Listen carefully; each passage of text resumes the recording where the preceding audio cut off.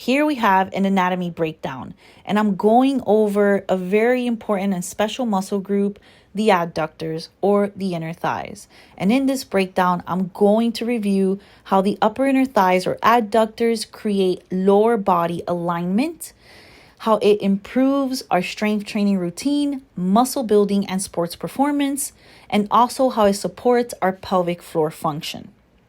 Let's take a look at these stabilizers. Immediately, I drew out the first layer of muscles and the adductors pop up. And you can see how they directly connect the thigh bone to the center of your pelvis. Now, they help to determine the alignment of your leg bones. So if they're weak, the leg bones will be unstable, maybe one foot pointing more to the outside or one foot pointing too much to the inside. But either way, it's going to determine the alignment of the leg bone, which in turn determines the alignment of the pelvis. So it will determine in which position your pelvis is being held. The leg bones act as stilts, and it will determine the way your body is stacked.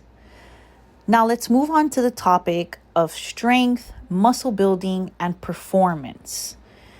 When there is misalignment, there is limited range of motion. And where there's limited range of motion, there's lack of muscle activation due to compensation.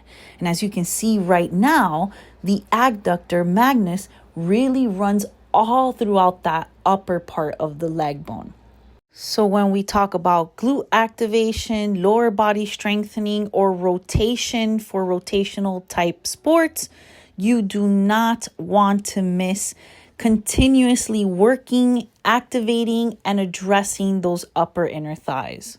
Tying it all in, the alignment piece and the muscle building of the hip complex leads me to the pelvic floor support and health. And I leave this for last because we want to understand that if we practice the alignment and the muscle activation of the upper inner thighs and strengthening of the surrounding areas, you're going to create a support system of the lower body, which in turn will help support your pelvic floor. Weakness in the lower abdomen, in the upper inner thigh, in the glutes, and misalignment of the lower limbs is a sure way to enter into pelvic floor dysfunction.